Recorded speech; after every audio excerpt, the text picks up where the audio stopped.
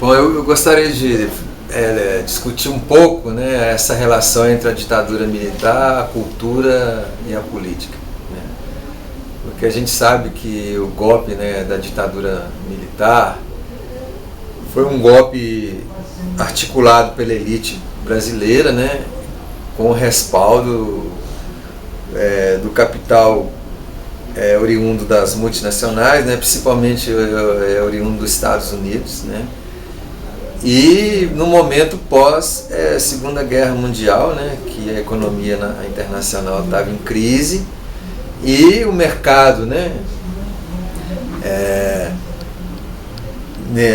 necessitava ser expandido, e uma fonte desse mercado de exploração do trabalho, da riqueza mineral, seria aqui no Brasil, né? Então havia uma pressão muito grande dos Estados Unidos, né, para explorar aqui a mão de obra, aqui as riquezas do país, e a elite, né, foi então conivente com essa pressão, né, estadunidense, né?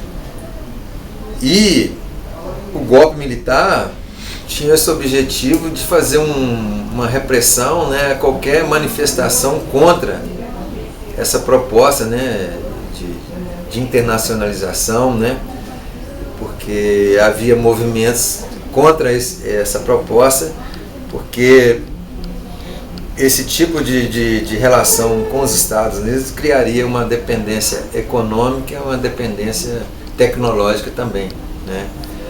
Então, na verdade, o golpe militar foi um golpe da elite, né? E os militares foram a ferramenta, né, para produzir esse golpe. Então, no campo político, a cultura, ela tem uma relação forte com a política, né? Porque ela defende uma identidade, defende uma tradição, defende uma organização, defende um movimento social, e na época da ditadura, 3 pessoas juntas já era ameaça para o sistema, né? Então, o que a ditadura procurou fazer foi oprimir qualquer tipo de encontro coletivo, né, que tivesse uma dimensão cultural. Mas os movimentos sociais, por exemplo, os movimentos estudantis que eu participei na década de 70 aqui em Belo Horizonte, era muito comum utilizar de atividades culturais para fazer organização política. Então se fazia, por exemplo, uma peça de teatro que mostrava a relação das classes dominantes com os oprimidos. Às vezes não mostrava de forma direta, mostrava de forma indireta, fazia um palco na universidade ou até na rua mesmo, e aí as pessoas iam, assistiam aquela peça, depois tinha uma discussão daquela peça, e ali ia se articulando as pessoas, fazendo um trabalho de conscientização política. Também na área musical também, o movimento da Tropicália, né, tinha esse sentido político.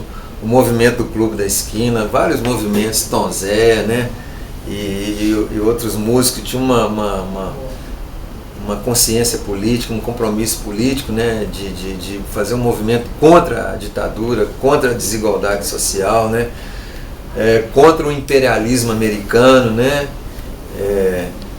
E aí, ultimamente eu tenho participado de uma pesquisa qual a relação que a ditadura militar teve com a capoeira em Belo Horizonte, né?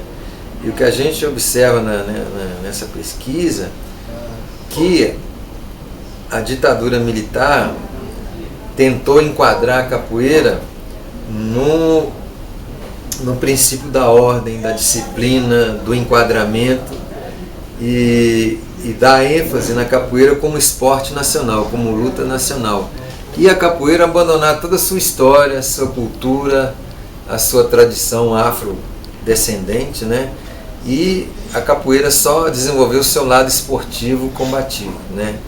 Então foi nessa época que surgiram mais números de federações, de associações, de campeonatos, de torneios, de graduações, porque a capoeira, na sua origem africana, né, do movimento dos escravos contra, né, a colonização, não havia essa coisa de graduação, de academia, de federação, né? Era uma organização coletiva e política, né? Então a gente pôde viver que a ditadura ela tentou negar toda essa dimensão histórica, cultural e política da capoeira e reduzir a capoeira a uma prática esportiva, né? Então, assim, o que a gente pode perceber que a ditadura militar tentou negar qualquer identidade cultural, política do povo brasileiro e instituir, né, uma ordem capitalista, né? Uma ordem capitalista de consumo, de produção. Greve era proibida, né? A greve era proibida, sindicato era proibido, qualquer organização política, cultural naquela época era proibida, né? Era um controle muito grande. Naquela época, se a pessoa não tivesse uma carteira de trabalho ou um documento estudantil, ele era preso, ele era oprimido, né? Mas como que uma pessoa de favela, de periferia, teria uma carteira de trabalho ou teria uma carteira de estudantes, né? Isso aí eram poucos da periferia que tinham um trabalho, né? Com registro, com garantias trabalhistas, né? E a classe pobre não tinha acesso à universidade, então eles eram criminalizados. Hoje a coisa está ficando pior ainda, né? Então, assim, eu acho importante discutir isso, né? E essa relação de golpe militar, né, favorecendo as elites, não é uma coisa que aconteceu só em 64, também em outros momentos da história do Brasil, né, no período de Getúlio Vargas, no período da colonial, né, e hoje também a gente vive um estado policial, está aí a redução da maioridade penal, né, para mostrar isso. Então eu acho muito importante não esquecer dessa relação entre a ditadura militar, a cultura e a política.